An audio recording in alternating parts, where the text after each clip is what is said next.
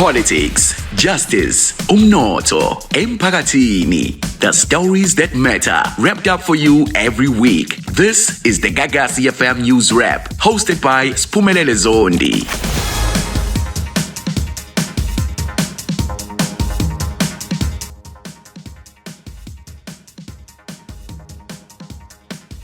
Ngikhuluma lento ngiyisuse ekhaya, ngiyisuse ebalweni ukuthi la khona bulawa khona umuntu sikhona ezakithi.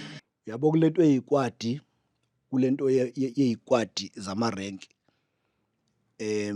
Njoba ngithi ila khona izinkabi ezitrainwa khona. Uma usuku wangena kulento eyikwadi waba part of isquad lesiya. Akulula ukuthi uphume. Noma usuphuma fanele uphume ukuthi uhlala uphethe isibhamu ngisho ekhaya. Hey Dawona, igama Siphumelele Zondi la kwiGagasi FM News Wrap nondaba ofika nezindaba every single week. Namhlanje sibheka udaba luka aka babuyile kade bese Swatini ekusolakala ukuthi nabo badlala indima noma ibona ababulali kuleli cala lika aka. Bese sibheka indaba zemsebenzi lapha eMgungundlovu eMaritzburg. Sizwile ukuthi kufika inqwaba yabantu befuna nje ikhala ezu200 ebezikhona bese ke noDuduzile Zuma weMKP ubesenkantolo liqalile lelacala lakhe lokutapa kwase Maritzburg naseThekwini isifundazwe saKwaZulu Natal naseGoli liqalile eThekwini. Maritzburg einsukwini ezingengake idlule ngabona ukuthi bekunenkinga when I was trying to drive through town all the way up to Town Hill past the Royal Showgrounds. Ngase ngiyabona ukuthi ngathi bekunezikhala ezu200 zemsebenzi lapha ze Road Traffic Inspectorate kufuneka abantu abazoba amaphoyisa asemgaqweni abantu abazosikhipela amathikithi kuthiwa thousands and thousands of people showed up for just those 200 spaces ebezikhona. Lokhu kuchaza inkinga enkulu ukuthi uma ngabe ungakaze ubone ngamehlo ngo-C ukuthi sinenkinga yokungasebenzi la eNingizimu Africa, a massive unemployment rate, as many stats often say that about half, if not more than half, of South Africa's youth is unemployed. That was a physical form or manifestation of what we are dealing with. And enye inkinga lokho okuyibangayo ukuthi okusho ukuthi umuntu akasakwazi ukuchuza umsebenzi awuthandayo ngoba imisebenzi ayikho isikhathi esiningi ngoba uze uyibuza ukuthi labantu abaningi kangaka abafuna lezi ikhala ezu200 zokusebenza as amaphoyisa asemgaqweni, do they really have an interest yokuba amaphoyisa? Are they really going to solve our issues, or bakhona nje ngoba kubhekwa ikhala zemsebenzi noma ngabe imuphi umsebenzi otholakalayo? Sibafisela inhlanhla nalabe kade bekhona ukuthi ongathi imisebenzi bangayithola ongathi zingavuleka nezinye ikhala ngaphezulu kwalezi ezu200 nje kuthiwa zikhona ngoba we saw ukuthi it's thousands and thousands of people over there. Liqalile necala likaDuduzile Zuma weMKP oyindodakazi yaye umholi walo leli qembu uJacob Zuma lilaphaya enkantolo yaseThekwini. Kuthiwa uDuduzile Zuma lo kuyasolakala ukuthi ungathi walphehla olunye lodlame olwenzeka ngesikhathi abantu betapa laphaya bengena ezitolo benza nokuhlukahlukene nokushiso kwakukhona ngoJuly ka2021. Uyakhumbula ukuthi lokhu kwenzeka ngalo leli viki aboshwa ngalo owayemongameli walo lelizwe uJacob Zuma owubaba wakhe uDuduzile Zuma. Kodwa ke u-legal expert wethu uMpumelelo Zekalala uthi ungathi bazosebenza kanzinyana ukuthi babuthole ubufakazi bayiprove le case yabo. Ubona ngathi a case ongathi yashoda kancane. Certainly it's going to be one of those landmark cases in which you are seeing the state trying to say, but for the actions and the tweets within the social media, this is what has happened.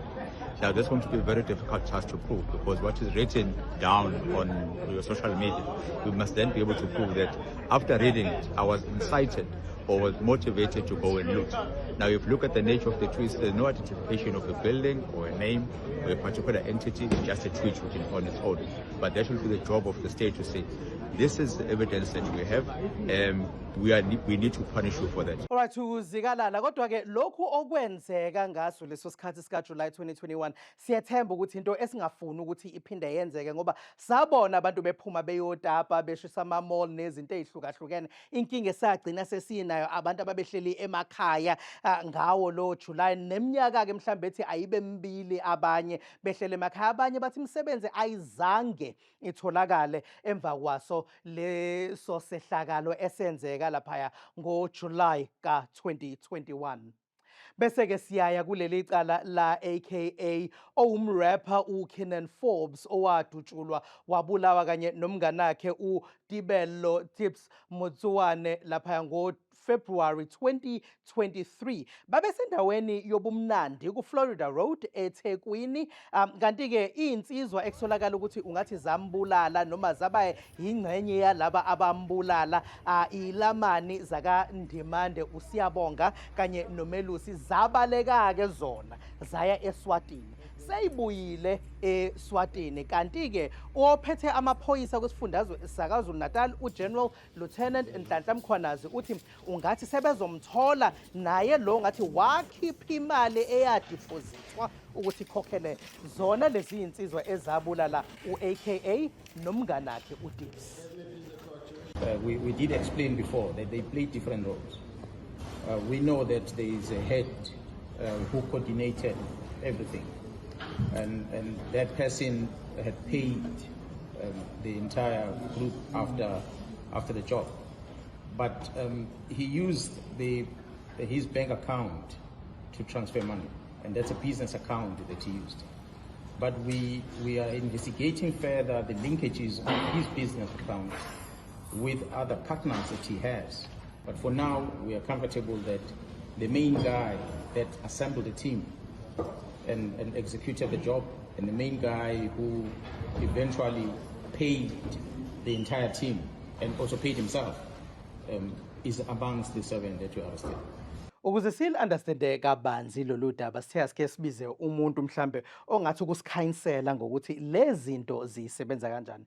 Umenzi cebe khulu useke wangena ngaphakathi kodwa hayi ngawo lo msebenzi, kodwa kuyena uzosicacisela ukuthi wayenzani nokuthi lezi zinto zenziwa kanjani uma zenzeka.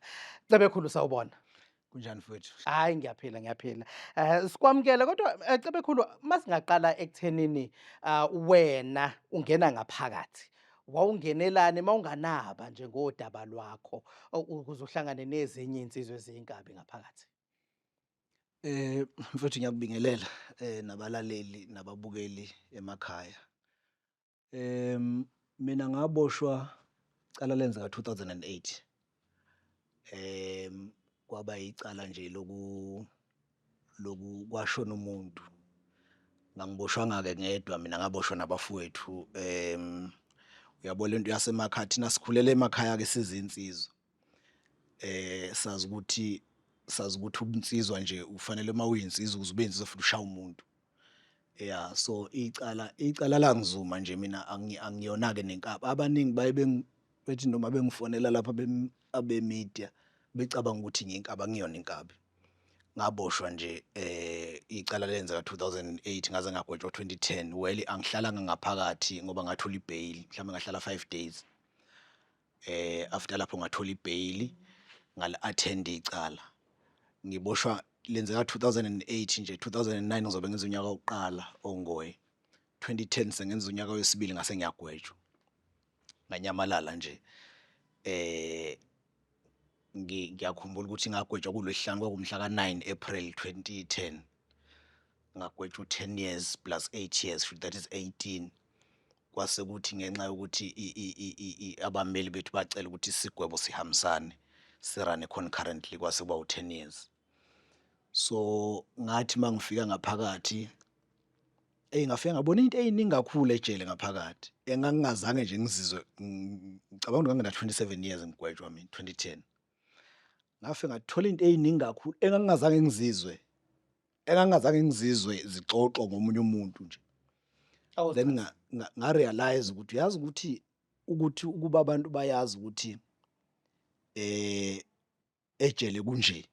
ngabe amacala abawenzi. Asike sibheke lokhu ubheka icelo ke waba uMinister of Police la eSouth Africa ekhuluma ngokuthi iy'nkabi ey'ningi zitholakala kusona lesifundazwe saKwaZulu Natal. Mhlambe kuyahlangana nalokho okusho uCebekhulu ukuthi ukuchitha igazi uma ngabe kuliwa ngokomnsizwa kuvele kube nje into eyenzeka kalula kusifundazwe.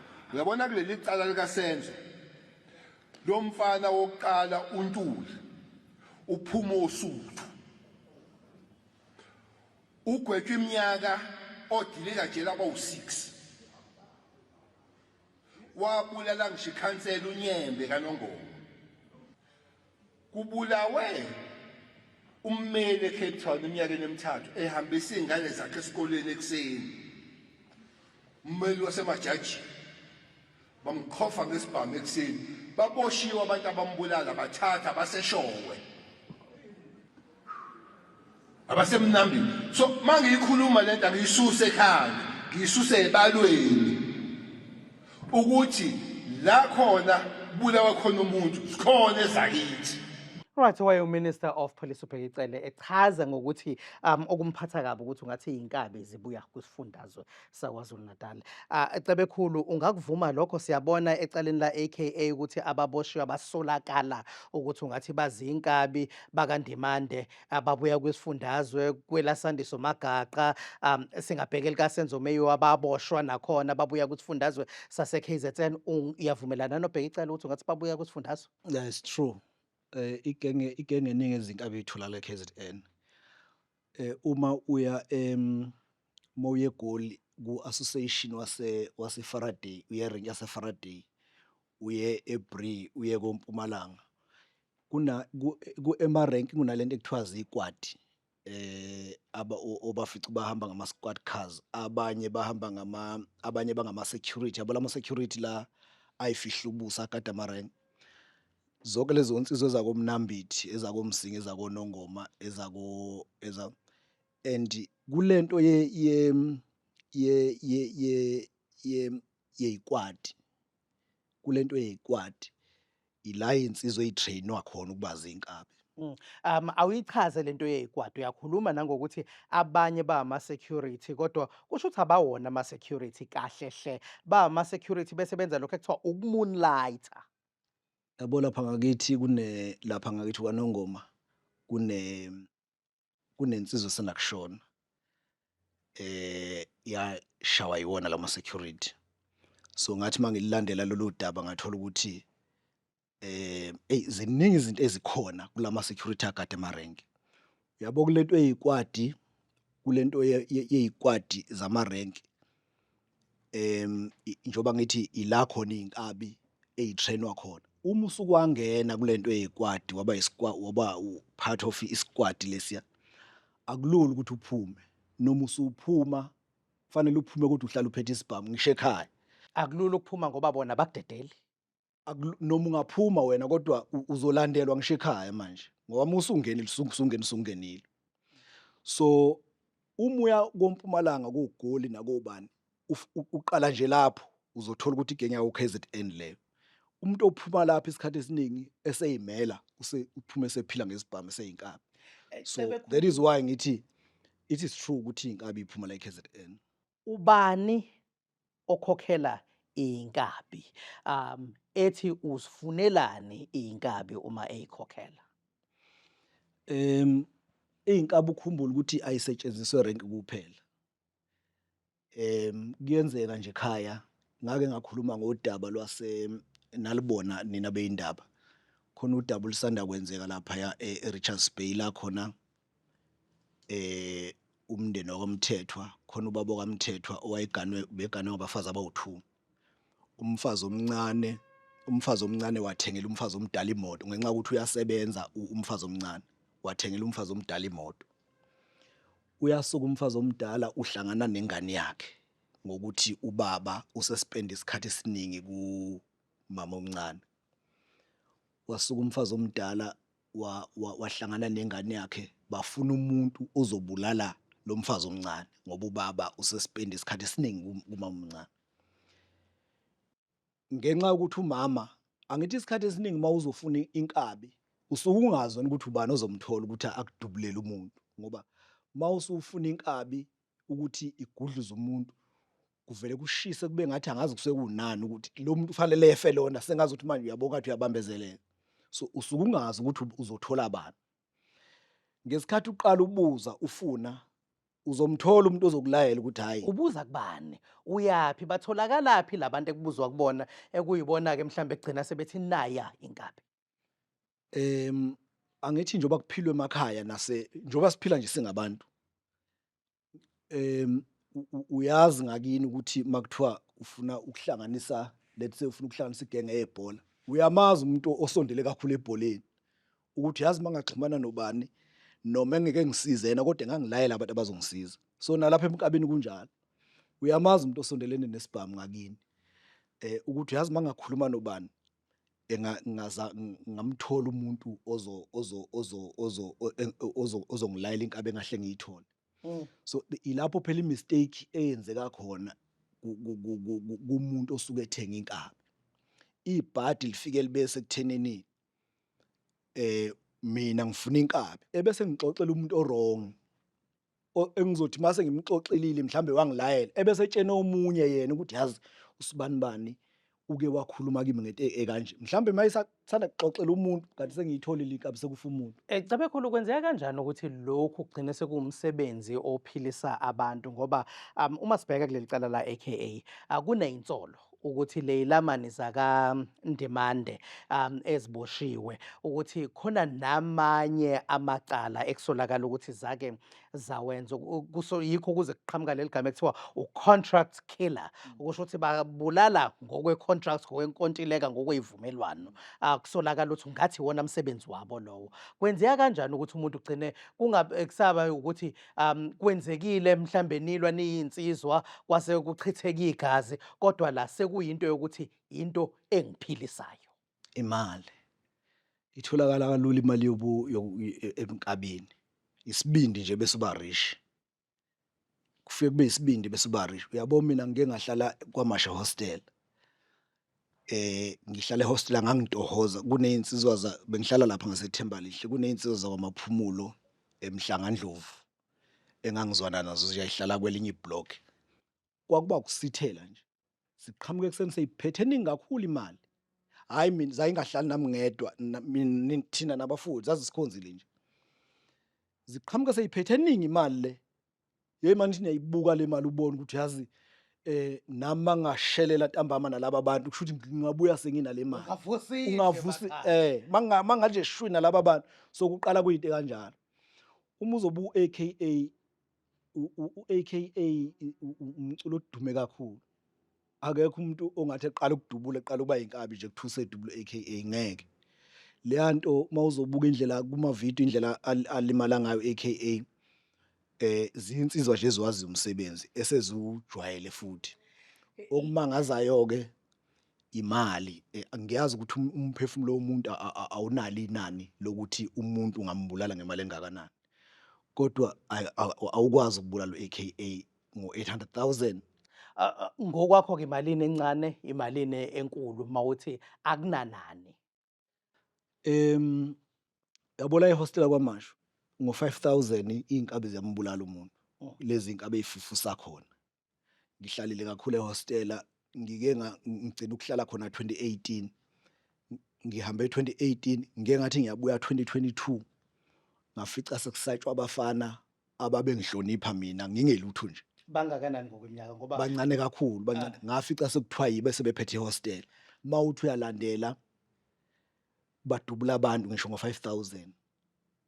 okusho ukuthi ubunkabi lobu buqala umuntu esemncane ngoba lezi insizwa zakaNdimande uma kuwukuthi omunye una 28 manje omunye una 30, 2 years back u28 no 26, engenze ukuthi baqala ngaphambi kwalokho.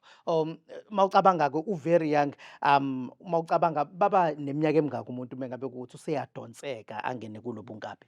20 years, 21, 22. Lapha basuke angithi lento yobukabi mina nginazo iy'nsizwa zakithi mina ebey'phatha ibhamu, ezinye ayisekho emhlabeni, ezinye ey'sekhona, ezinye-ke zasinda zagcina ziyekile lento. Kodwa futhi nginazo insizwe engihlale kakhulu nazo ngaphakathi ezazingixoxela njengoba ngangibhala indaba nje ezazingixoxela ukuthi zangena kanjani zona. Ezinye zazo eziningana ilokhu ukuthi kube namatekisi ekhakini. Uma ke kwaba namatekisi ekhakini vele ama-owner phela awekho amakhehla ngama-owner. Makunamatekisi ekhakini vele bazofa obhuti bakho, bazodutshulwa, bazongena empini.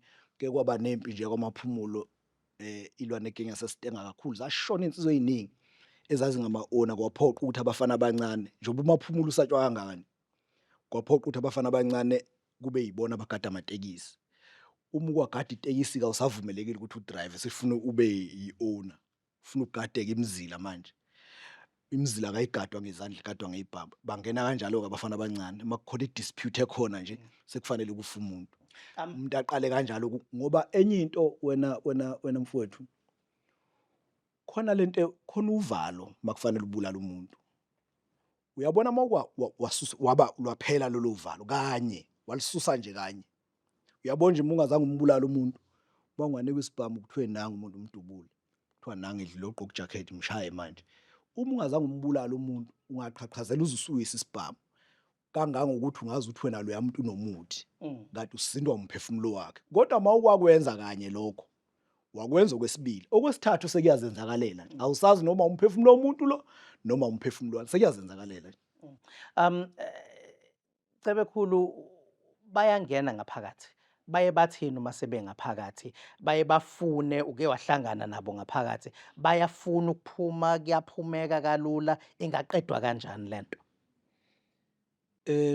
Uma ejele kangithi mawukade musugwetshiwe ufike ubone ziyakutshena nezibosho udlalela ubuye insizwa ngakini.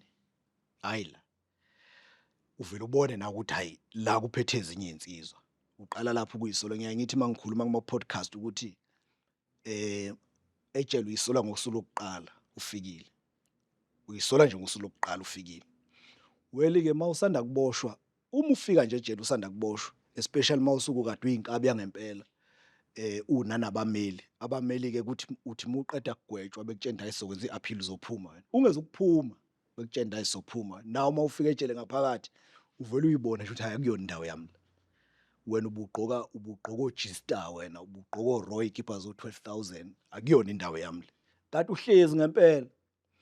So ke kuba khona ukuthi kulezi genge ezinkabi ukuthi njoba iboshiwe uyaphuma yena amshaya ama-appeal azabuye eSupreme Court athi ama-appeal hlala phansi aqale kayisole lapho aqala abanye ungaze uphike insizwe engaphakathi ungaze uphike ukuthi omunye wayeyinkabi ephezulu. Ngake ngakhuluma nje neinsizwa ukube sinaso isikhathi bengizokhuluma ngensizwa engangayibona ehostel ngangisafunda isikole ehostel kwaMashu ngisavakasha. Zayiphethe itheku zaziliphethe kanje lezi insizwa kanti kuzohamba kuhambe ngificane nayo ejele ngo2010 yayisikhathele siwudaku uorange wayo wawungeke usabona nokuthi uorange isiphila ngokudlala ilabani idlala amaphepha idlala ilabani idlala amaphepha ayisenendaba nokufuna ngaphandle nani. So sathi masixoxa ke noma ngingasayiboni kahle kodwa indlela eyayikhuluma ngayo yathi phela ejele nixoxa ngalokho ziyaxoxa insizwa ngaphakathi. Uyazi ukuthi ejele manixoxa nize nixoxe nangokuthi mina yimi nje ngabulala umfowenu nganisasithenga usibani bani nixoxa yonke leyo nto leyo sebethola ngaphakathi. Uyabona nje kuyicase kaSindiso Magaqa lapha eMzimkhulu imanagement kamasipala yayikhipha u600,000 ikhokhela umfoka ukuthi inkabi ithe inkabi siboshelwe elinye icala ise New Prison eMaritzburg yafika yathola ukuthi kanti njoba ngangiyoshaya uMagaqa nje kwakhishwe 600,000 njoba sathola 120,000 nje thina Usethola ngabanye abangaphakathi. Usethola ngabanye abangaphakathi ukuthi hayibo nina kwakufanele nithole 600,000 yavele yathi ngizobalaya ngizobabopha bonke inkaba yajiya bawufakazi weli ke yaba ufakazi westate muva that is why yagcina igwetshiwe nayo. Cebekhulu la ngicela ucede khona ukuthi siqeda kanjani iyaphela na? Akulula ukuthi iphele into yomkabi. One imsebenzi ayikho. Yeah, imisebenzi ayikho ngoba the only thing engaqeda into obukabi ukuthi kube nemisebenzi ayikho imisebenzi, and from the look of things kulabo uhulumeni abakhona akekho uhulumeni ongaletha imisebenzi, so akulula ukuthi iphele. Yeah, Sibonge. siyabonga. MC Menzisto umenzi cebekhulu lo. Akhona namavideo akhe amanye online ekhuluma ngazo lezi gemegeme zangaphakathi ejele eStoksini, kodwa ke uyayichaza uyiqeda ngayo lendlela yokuthi imisebenzi ayikho, kanti ke kuvele kube lula ngoba ukuthola ukuthi ngendlela abantu abaphila ngayo emakhaya ke kuchitheke igazi kalula ngoba igazi lisuke selichithekile ke ngezinto zobunsizwa zasemakhaya, mhlambe benishaya induku yaxoxa imndeni, ngakho ke akuselikhuni ukuthi umuntu aphume ayochitha igazi, kodwa iyachaza ke insizwa ukuthi impilo yashintsha nakuyona. Mhlambe la kumele siqinise khona ikhona esikoleni, ngizwe abaningi besho bekhala ukuthi hey uma ngabe uke wafunda umsebenzi awutholi, kodwa bese ngiyabuza ukuthi wazi kanjani, ngabe kwake kwenzeka kuwena lokho ukuthi wahamba wayofunda umsebenzi wangawuthola, noma uke ubone umuntu athi sengihlale u5 6 7 8 9 10 years ekhaya